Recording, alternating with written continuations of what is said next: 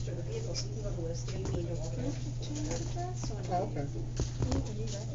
Yeah. Assalamu alaikum wa rahmatullahi wa barakatuh, my dear brothers and sisters of the Ummah of the Prophet Muhammad sallallahu alayhi wasallam. I hope you've all had a blessed Eid al-Adha, inshaAllah. Alhamdulillah, I have personally.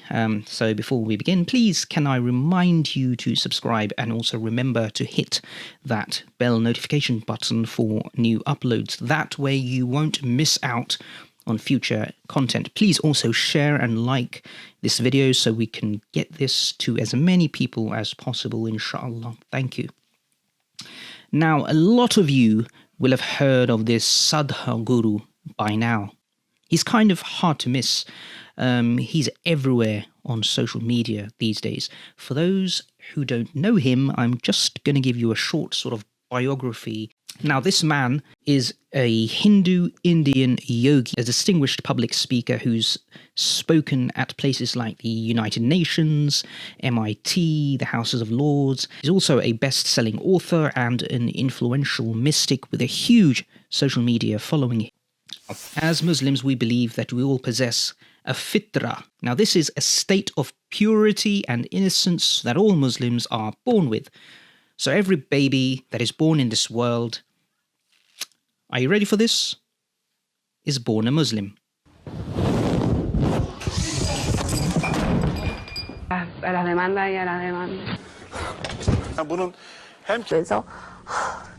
As well as the Quran, in a hadith, Prophet Muhammad sallallahu alaihi wasallam said, "No one is born except according to intrinsic nature, but their parents make them Jews or Christians or Magians." End of hadith. Let's quickly go to a first video. The moment a child is born, everybody is trying to tell him what is good and what is bad. You just have to become the way he intended, that's all. If you allow this life to function just the way he intended, everything is fine with this. Now you've gotten twisted out as your society expects you, or your own some stupid philosophy that you gathered from somebody. Rather interestingly, in this video, Sadhguru is confirming what Islam believes and the subject of this very video, that all babies are born innocent and pure with a fitra that is directed towards the ultimate reality. But you can walk through life no matter what happens with your life, no matter what kind of situations you face. You go through life untouched, still like a child as you were born. How many things happen in your life? It doesn't matter. How many things go wrong? Everything goes dead wrong. Every day crisis. But still you go untouched through life. This is a miracle. In this video, Sadhguru highlights the concept of an enlightened person being steady and unfazed by the trials and tribulations of life. Another concept that Islam also teaches, sabr, and being steadfast in the face of calamities, is a sign of a person's iman and virtue. Anything in your life, either for pleasure, money, love, this, that, it doesn't matter what, for whatever, the moment you become dependent on another person, nobody on this planet is truly reliable. As long as your way of being, your sense of pleasure and joy is dependent on another person, you will always have a complaint.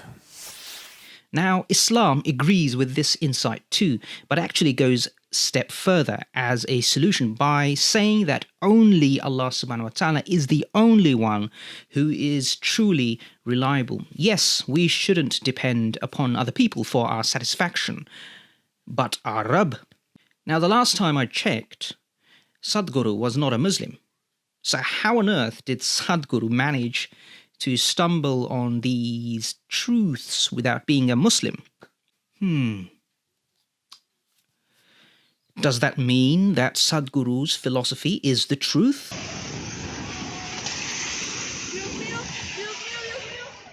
Does that mean that Islam is not the only way to the truth?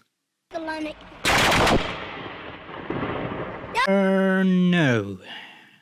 Because what you're seeing happening with Sadhguru is an example of something I mentioned at the start of the video, if you remember. The fitra Okay, I knew this would happen.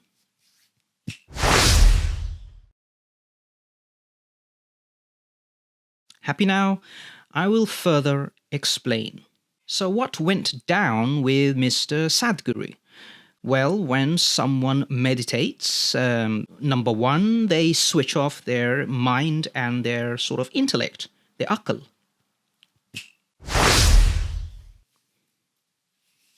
Number two, a yogi also removes all desire for worldly comforts and materials.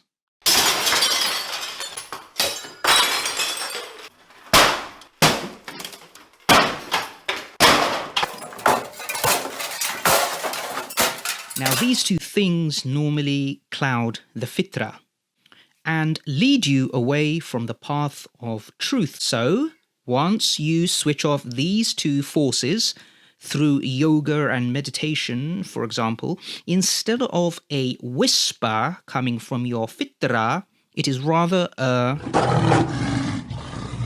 And this allows you to stumble on some truths in your journey and search. I'm having an aha moment right now.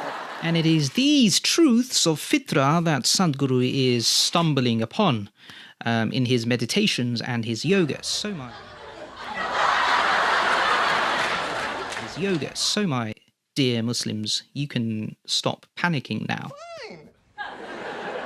Totally fine.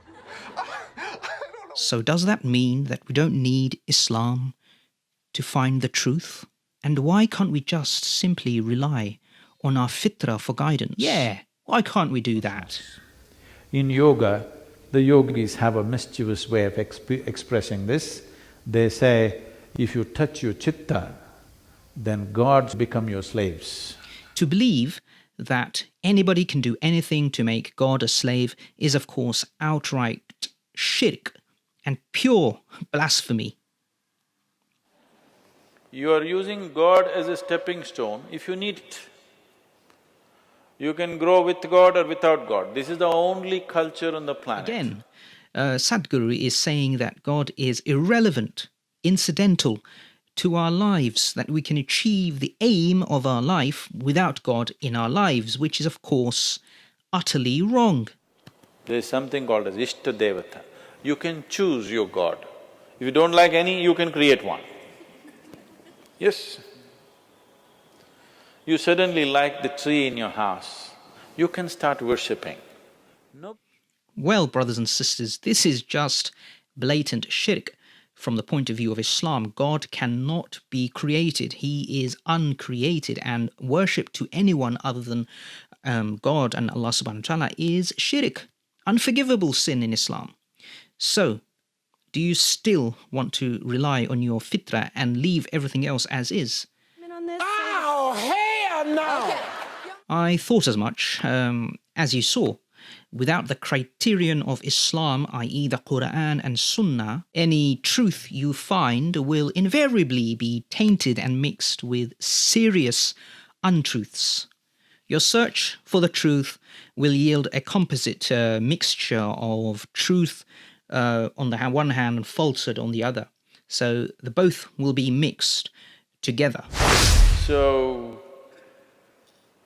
this is a land which clearly understood God is our making.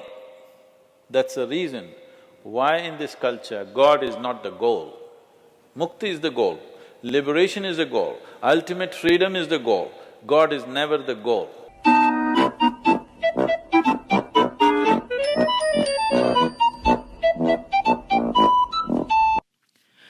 Oh boy, in the very same sentence, Sadhguru is expressing a belief in God, which is a truth, and also committing a major shirk, which is, of course, falsehood. Now, this is what happens when you solely rely on your fitra and let all the other influences in your life, i.e. in the case of Sadhguru, yoga, cloud your understanding. So, fitra plus yoga equals truth mixed with falsehood. So, without Islam, you are like a blind man, essentially. You will be feeling out, it is like a blind man feeling out an elephant.